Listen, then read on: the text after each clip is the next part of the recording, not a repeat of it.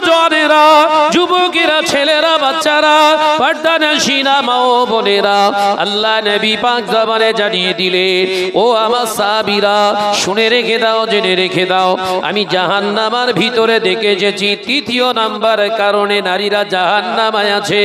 তৃতীয় নাম্বার কারণ কি ইয়া রাসূলুল্লাহ, হাবিবাল্লাহ, আল্লাহ নবী বলেছিলেন, আমি দেখেছি তাদের পোশাক থাকার পরেও নারীগুলো পর্দা করতো না, অর্থাৎ গায়ে তাদের পোশাক থাকতো, জামা কাপড় থাকতো, শাড়ি থাকতো, কিন্তু তারা পর্দা করতো না। ও নওজওয়ানেরা, যুবকেরা শুনে রেখে দিন, জেনে রেখে দিন, 10 হাত শাড়ি 12 হাত হলো, 12 হাত শাড়ি কিনে দেওয়ার পরে যদি কোনো নারী ওই শাড়ি পরার পরে ওর নিজের অঙ্গ প্রত্যঙ্গ গুলো যদি না ঢেকে রাখে, ওই নারীকে কুলাঙ্গিনী বলা হয়। কিয়ামতের দিন ও ধরা পড়ে যাবে। আল্লাহ নবী পাক জবানে জানিয়ে দিলেন, ও বাবা সাহাবীরা, আমি নবী জানিয়ে দিলাম এই নারীগুলোকে জাহান্নামের ভিতরে ঢোকানো হবে। ও আমার সাহাবীরা, জাহান্নামের ভিতরে আমাকে জিবরাইল বললেন, ইয়া রাসূলুল্লাহ আগে চলেন, আরেকটু আগে চলেন। গিয়ে দেখলাম এক শ্রেণীর নারীর জবানটাকে টেনে টেনে লম্বা করে 3.5 মাইল থেকে 6 মাইল লম্বা করা হচ্ছে, জাহান্নামের কাঁচি দিয়ে তাদের জবানকে কাটা হচ্ছে। আমি জিবরিল আমিনকে জিজ্ঞাসা করলাম, ইয়া আখি জিবরিল আমিন, মানা হাউলাই, ও আমার ভাই জিবরিল আমিন, এরা কারা, এরা কোন নবীর উম্মত? আল্লাহ পাকের হাবিবের জবাবে বলেছিলেন, ইয়া রাসূলুল্লাহ, হাবিবাল্লাহ, ওই সমস্ত নারী যে নারীগুলো তার স্বামীর খেয়ে দে পরে শুয়ে স্বামীর নামে বদনাম করত। আসামি আছে না নাকি? গালাগালি পড়ছে দেখবি, সব বলেছেন ওয়াজ কেউ শুনে, চ চ শুয়ে পড়ি, চ শুয়েও ঘুমতে পারবে না। এই যা দোবাজকে চমকে চমকে মাঝখানে মাঝখানে উঠবে, কথা বুঝতে পারছেন না? কালকে সকালেই আবার এখানে দাঁড়িয়ে আমার লিয়ে সবরাচানি হবে। আমার ভাইয়ের ওপর না প্রেশার পড়ে, এই কাত তুলি জিনিস আর লিয়ে আসিস নি, একদম চাঁদা দেবনি বলো। ওই সমস্ত মহিলাদের হাত থেকে চাঁদাও নেবেন না, কথা বুঝতে পারছেন না? শরিয়তের কথা শুনে যারা রাগ করে, কোরআন হাদিসের কথা শুনে যারা আপনার এমনি করে বিরূপ মন্তব্য করে, এদের কাছ থেকে চাঁদা নিয়ে জলসা দেওয়াও হারাম। বোঝাতে পারলাম না? 4 জন এনেছেন, 2 জনকে নিয়ে জলসা করেন। এবার 4 জন বক্তা এনেছেন, সারা রাত জলসা করার দরকার নেই, বাজেট কমিয়ে দেন, ওদের কাছ থেকে টাকা নিয়ে বাজেট বাড়ানোর দরকার নেই। 2টো বক্তা ক্যান্সেল, 2টো বক্তা ওয়াজ করবে, রাত 12টা পর্যন্ত জলসা হোক, কিন্তু ওই সমস্ত বেহায়া নারীর কাছ থেকে চাঁদা নেবেন না। এটা আমার দাদা পীর রহমাতুল্লাহ আলাইহির শানের খেলাফ। যা তোর টাকা লে তুই মরকে যা।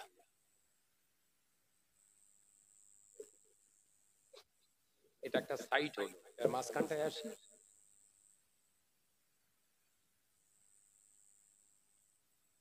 মাঝখানটা এবার আসি নাকি? তো সাইড দেয়াল গাঁথা হয়েছে, এবার মাঝখানটায় আসি।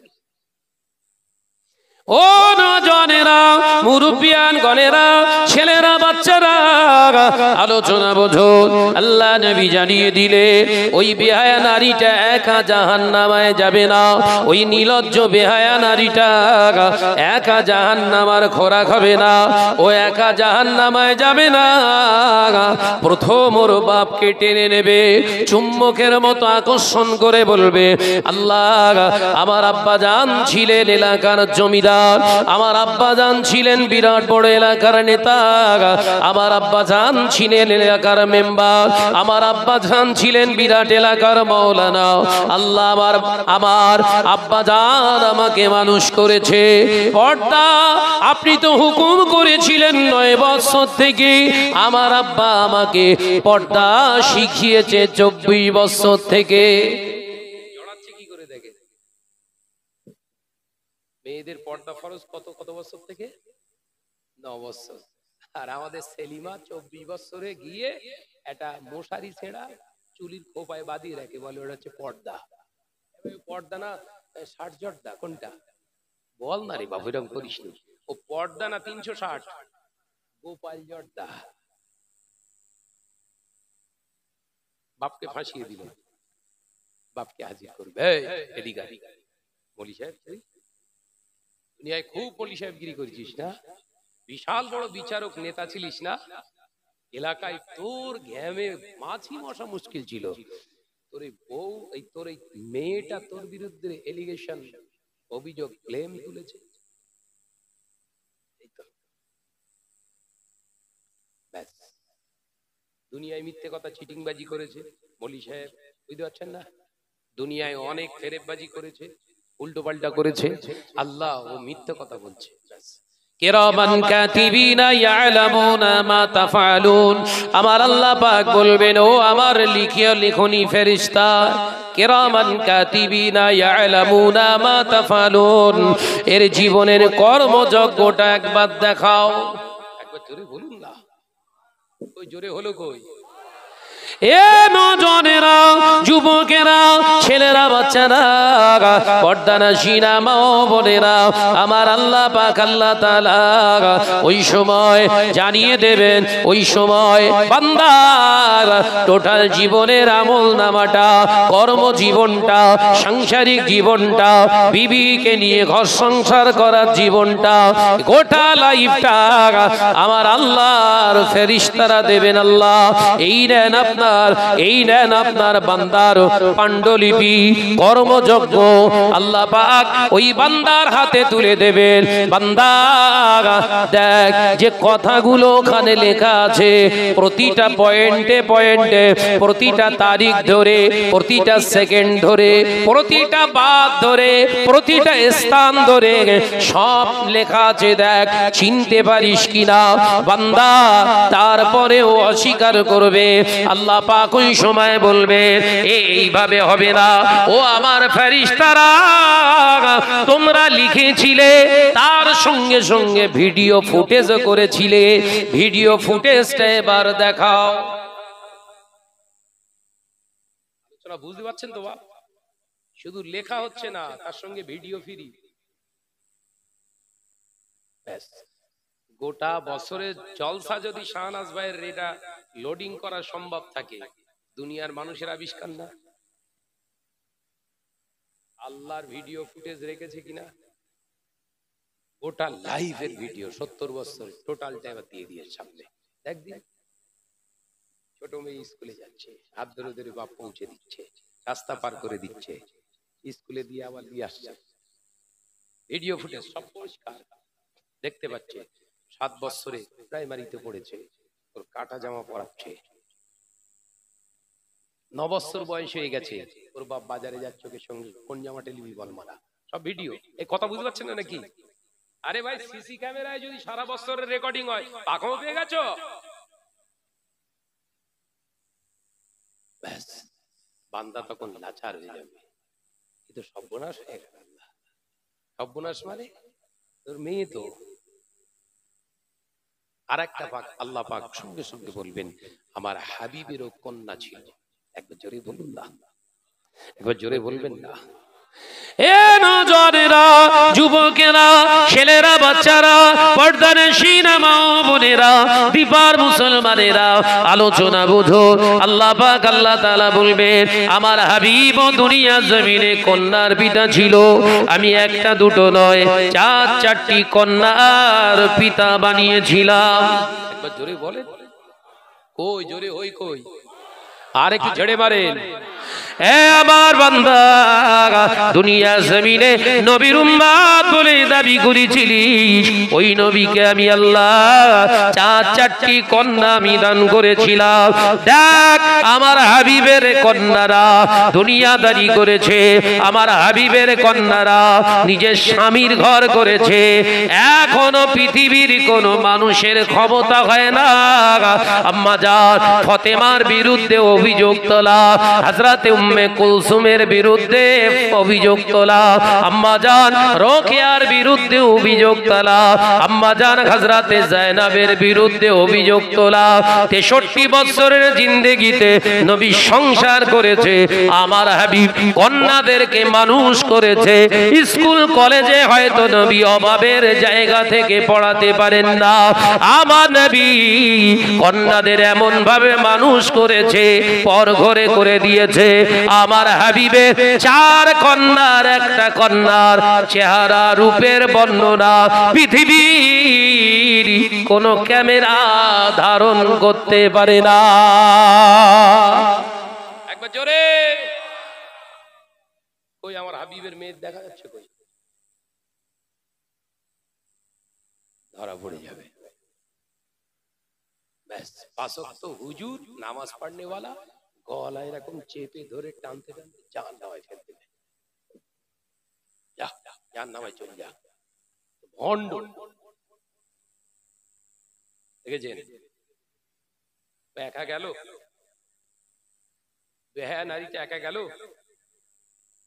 কথা বলছে না কেন? একা গেল,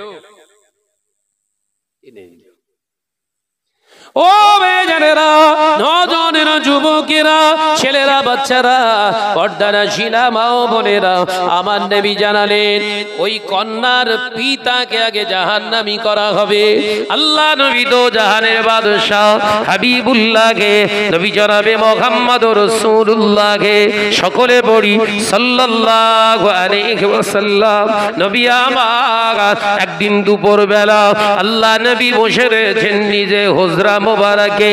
এমন সময় 8 বছরের খাতুনে জান্নাত হযরতে ফাতেমা রাদিয়াল্লাহু তাআলা আনহা, ছোট বয়সের মেয়ে আম্মা জান ফাতেমা রাদিয়াল্লাহু তাআলা আনহা টুকটুক করে হেঁটে হেঁটে ঘর থেকে বেরিয়ে যাচ্ছে।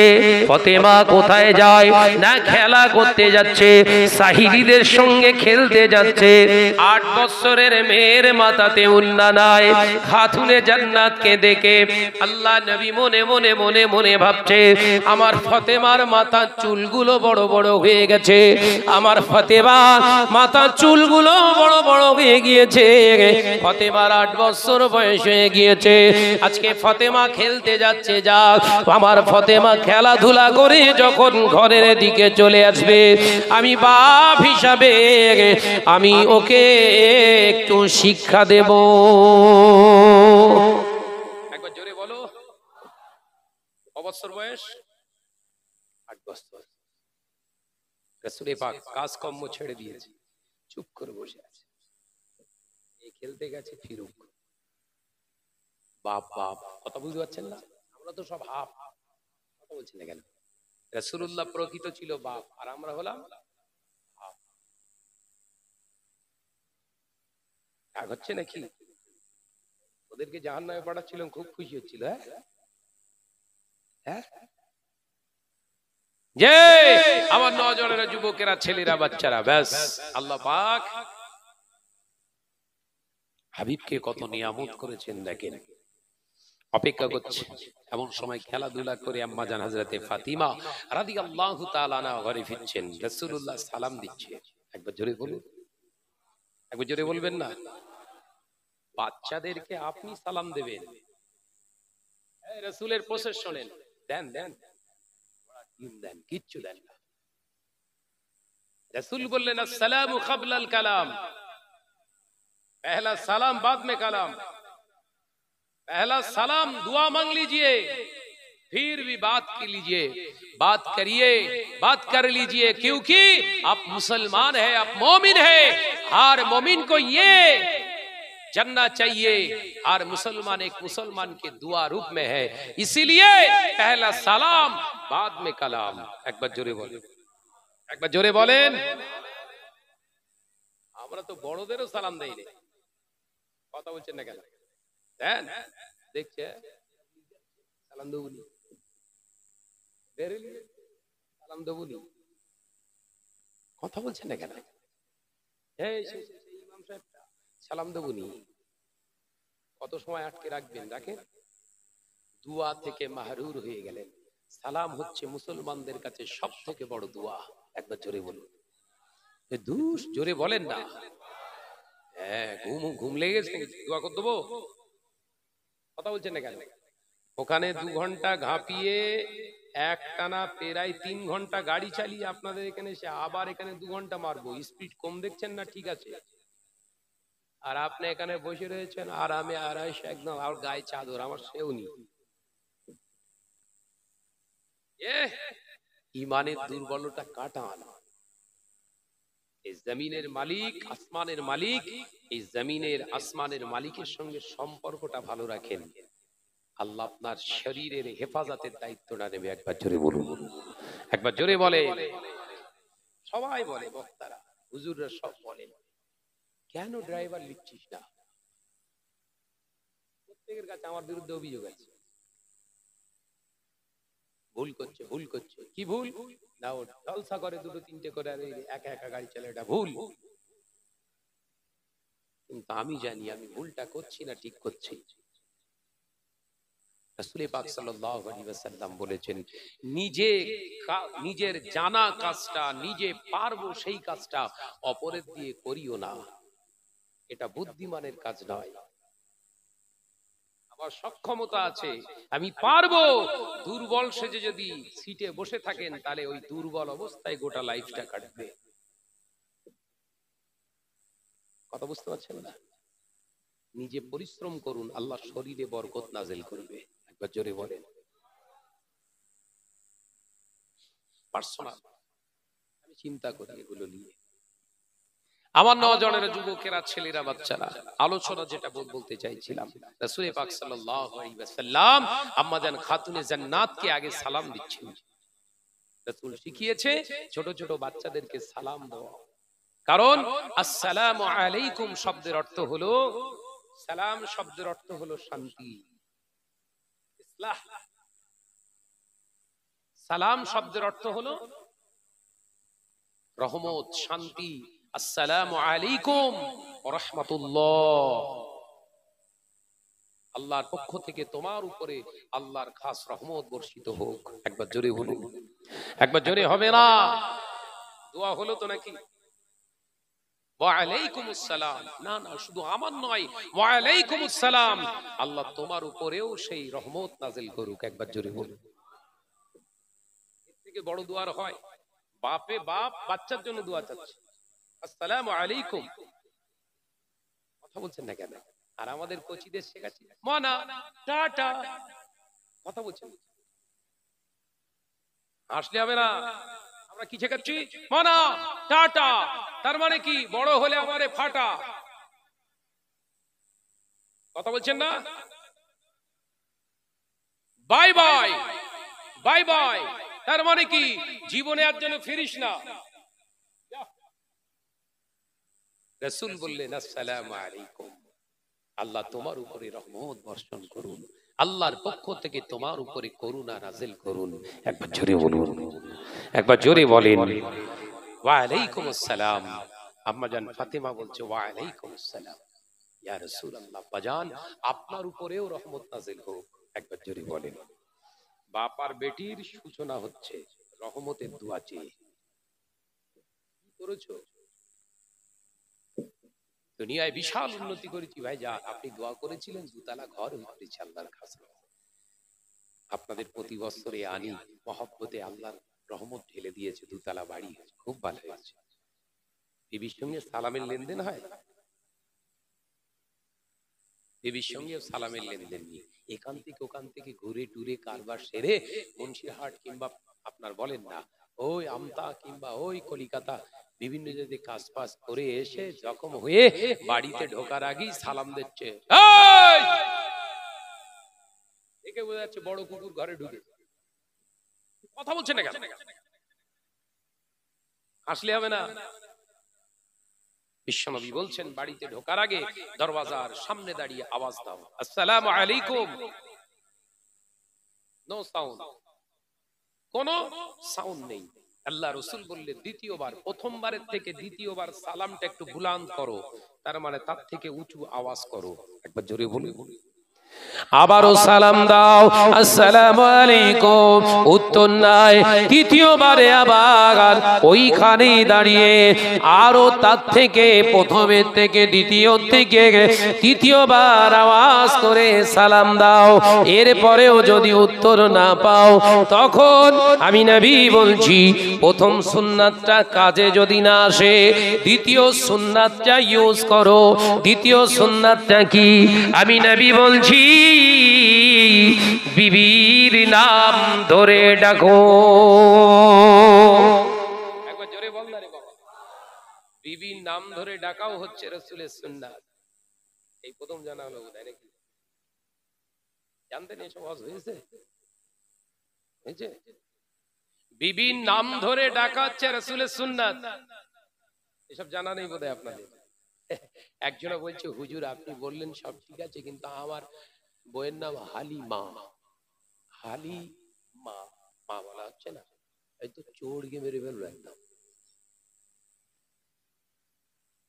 বুঝতে পেরেছ? যাক মাশাআল্লাহ। শোন শোন শোন, এ কি নাম? হালিমা। ওই মা হয়ে যাচ্ছে না হুজুর, ওই জন্য ডাকি নে, এই হালি এই হালি বলে ডাকি। হ্যাঁ, এই হালি বললে ও যদি নাখোশ হয় ডাকা হারাম। এই কথা বুঝতে পারছেন না বোধহয়। এই হালি বলে ডাকলে যদি বিবি নাখোশ হয়ে যায়, নারাজ হয়ে যায়, ডাকা হারাম। মশলা ভালো করে মাথার ঢুকা দুটোর সময় মশলা না সব কসলাবেন। কথা বলছেন না কেন? এসব আগুন লাগাবেন সব। হ্যাঁ, বিবির নাম ধরে ডাকা রাসূল পাক সাল্লাল্লাহু আলাইহি ওয়াসাল্লাম বললেন আমার সুন্নাত। সালাম দেওয়া, লেনদেন করা সুন্নাত। আমি নবী বলছি এই সুন্নাতগুলো তোমরা যখন বাড়ির ভিতরে প্রবেশ করাবে, বাড়ির ভিতর থেকে শয়তান পালিয়ে গিয়ে রহমত নাযিল হবে। একবার জোরে বলে। তাহলে আজকে থেকে ইনশাআল্লাহ হবে। হ্যাঁ, এমনি যা প্রথম যা ঝাপটা দেওয়া হয়েছে, প্রথমেই গিয়ে আগে কইবে তোর ওয়াজ শুনতে বলেছিল কে? আই একটা বিবি এইরকম তুই তাদের কথা বলে না বলে না। আবার এই প্রত্যেক বছরে 12,000 আরো আগুন। সালাম দেবেন, বাড়িতে যাবেন, সকালবেলা ফজরের নামাজ আদায় করে বিবিকে ডাকবেন, আসসালামু আলাইকুম। বিবি উত্তর দিচ্ছে না, দ্বিতীয়বার সালাম দিন, উত্তর দিচ্ছে না, তৃতীয়বার সালাম দিন, বিবি উত্তর না, এবার নাম ধরে ডাকুন, ও খাদিজা, ও ফাতিমা, ও রাফিজা, ও আল্লাহর বান্দি। এই আওয়াজ তোলার পরে বিবি যদি এবার উঠে ঘরের দরওয়াজাটা খুলে দেয়, ভাবে ঘরের দরওয়াজাটা খুলে দেওয়ার সাথে সাথে বিবির সামনে দাঁড়িয়ে বিবির দিকে তাকিয়ে সালাম দাও, আসসালামু আলাইকুম। বিবি যদি ওই সালামের প্রতি উত্তরে বলে ওয়া আলাইকুমুস সালাম রাহমাতুল্লাহ, আমার নবী জানিয়ে দিলেন এই সালাম বিনিময়ের সময় বিবির জবান দিয়ে যদি একবার হাসি বের হয়, কিংবা স্বামী জবান দিয়ে যদি একবার হাসি বেরিয়ে যায়, আল্লাহ খুশি হয়ে ওই স্বামী স্ত্রীর পূর্বের গুনাহগুলো আমার আল্লাহ মাফ করে দেয়। আর জোরে হবে না। আজকে সকাল থেকে শুরু করবেন ইনশাআল্লাহ। এই করবেন তো ইনশাআল্লাহ। সালাম বিনিময় করবেন, সবথেকে বড় দোয়া। কোন হুজুর কোন আলেম আপনার জন্য দোয়া চাইবে, কবুল হবে কিনা গ্যারান্টি নেই, কিন্তু স্বামী স্ত্রীর জন্য দোয়া করলে, স্ত্রী স্বামীর জন্য দোয়া করলে গ্যারান্টি আছে। ফ্রি জিনিস ও নেবে না। কথা বলছেন না কেন? কি খাসলাত খারাপ হয়ে গেছে আমাদের। মায়েরা সব কথা বলছো, সর্বনাশ করে ফেলবে। ভালো বলতে বলতে সব বেরিয়ে পড়েছো। চুপ করে বসো, এদিকে ফেরো, এদিকে ওইদিকে ঘরে কেউ মাথায় ওড়না দাও, মাথায় ওড়না দাও। আমার নজনেরা, যুবকেরা, ছেলেরা, বাচ্চারা, বিশ্বনবী বললেন সালাম বিনিময় করবে। সালাম বিনিময়ের মাধ্যমে ওই সময় স্বামী স্ত্রীর ভিতরে একটু হাসি যদি বহিঃপ্রকাশ হয়, তাবাসসুম, মুচকি মুচকি হাসি, আল্লাহ রাসূল বললেন ও ভাইয়ের জীবনের গুনাহ, পূর্বের সমস্ত গুনাহ আল্লাহ ঝরিয়ে ফেলে দেয়। একবার জোরে বলুন, একবার জোরে হবে না। ও নজনে যুবকেরা, ছেলেরা, বাচ্চারা, ও পর্দানাশীরা মা ও বোনেরা, আপনার স্বামী আপনার সঙ্গে কথা বলে না, স্বামীকে দেখে আগে সালাম দেন। ও আমার ভাইরা, আপনার বিবি আপনার সঙ্গে কথা বলে না, স্ত্রীর সামনে যে সালাম দেন, ও শত গোস্তাকি সমস্ত রাগ সব ভুলে গিয়ে ও সালাম সামনে যখন দেবেন, আসসালামু আলাইকুম, ও যদি উত্তর না দেয়, ও সামনে দাঁড়িয়ে সালাম দেন। এরপরেও যদি উত্তর না দেয়, ওর সামনে দাঁড়িয়ে আবার জোরে সালাম দেন। আল্লাহ নবী জানিয়ে দিলেন, তিনবারের মাথায় দেখবেন ওই বিবির ভিতরে সমস্ত রাগগুলো, ওই স্বামীর ভিতরে সমস্ত রাগগুলো বেরিয়ে গিয়ে ওর মুখেতে হাসি ফুটে উঠবে।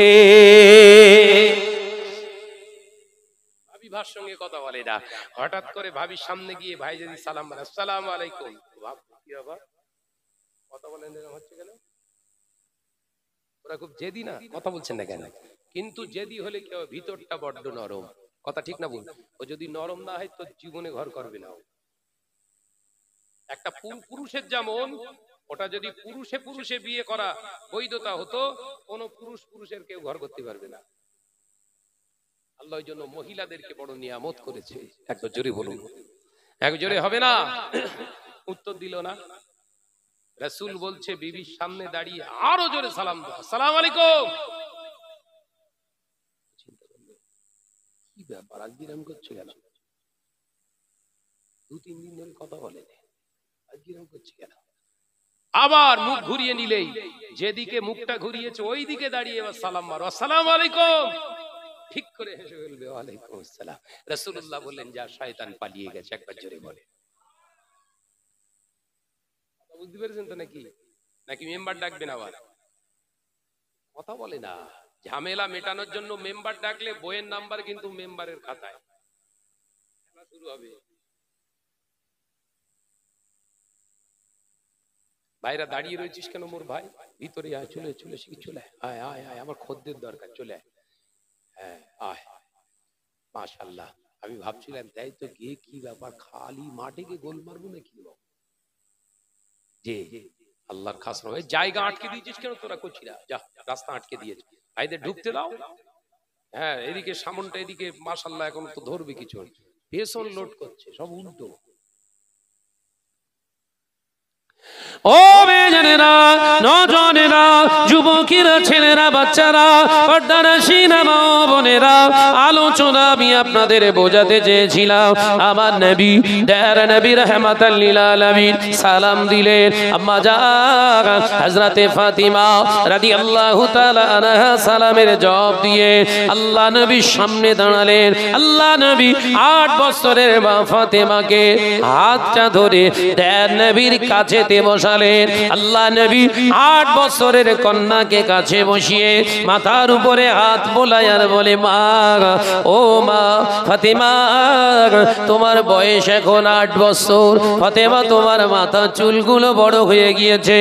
ও ফাতেমা, আমি তোমার আব্বা নবী বলছি, শোনো, কাল কিয়ামতের দিনে ওই নারীগুলোকে আল্লাহ জাহান্নামায় ঢোকাবে। জাহান্নামী বলে এলান করে দিয়ে জাহান্নামার খোরাক বানিয়ে দেবে। কোন নারীগুলোকে জানো মা? যারা পৃথিবীর জমিনে মাথায় কাপড় দিত না, যারা মাথার চুলগুলোকে আলগা করে রাখতো, ওই নারীগুলোকে আল্লাহ জাহান্নামার কীট বানিয়ে দেবে। ও ফাতেমা, আমি তোমার আব্বা নবী বলে তোমাকে ছাড়বে না, নবীর বেটি বলে আল্লাহ জানবে না, আমার আল্লাহ মানবেন না। ও আমার ফাতেমা, তাই আমি তোমার আব্বা বলছি, আল্লাহ জমিনে চলো, আল্লাহর হুকুম মেনে চলো। ফাতেমা, জীবনে কোনোদিন নিজের সৌন্দর্য, চোখের নিজের সৌন্দর্য, মুখের সৌন্দর্যটা নিজের একমাত্র স্বামীকে ছাড়া কাউকে দেখতে দিও না। কিয়ামতের দিন নাজাত পাবে না। আম্মা জান হযরতে ফাতেমা রাদিয়াল্লাহু তাআলা আনহা ডুকরে টুকরে কেঁদে ফেললেন। আল্লাহ নবী বললেন, মা তুমি কান্নাকাটি করো না, আমি তো তোমাকে একবারও বকাবকি করি নাই মা, তোমাকে তো মারি না, তুমি রোনাজালি কেন করো? আব্বা জান আপনি আমায় বকেননি, আপনি আমায় মারেননি, তবে কান্দো কেন মা? তোমার মা খাদিজার কথা কি মনে পড়ে গেল? আব্বা জান তা নয়, তাহলে কেন রোনাজালি করো? ও আমার আব্বা জান, আমার মনে পড়ে গেল আযাবে জাহান্নামের কথা। ওই জাহান্নামের আগুনটা বড় ভয়ানক, আপনার মুখ থেকে শুনেছি দুনিয়ার আগুনের থেকে ভয়ঙ্কর 70 গুণ আরো তীক্ষ্ণ হবে, ভয়াবহ হবে। ওই আযাবে জাহান্নামের আগুনটা কি করে সহ্য করব? ইয়া রাসূলুল্লাহ, আব্বা জান আমি আপনার খাতুনে জান্নাত, আমি ফাতেমা বলছি, আজকে থেকে আপনাকে আমি কথা দিলাম, আল্লাহর জমিনে আল্লাহ যতদিন হায়াতে রেখে দেবে, কবরে ঢোকা না পর্যন্ত, কবরে ঢোকার আগ মুহূর্ত পর্যন্ত আমি ফাতেমা আজকে থেকে প্রতিজ্ঞাবদ্ধ হয়ে গেলাম, দুনিয়ার কোন মানুষ আমার চেহারাটা আর দেখতে পাবে না।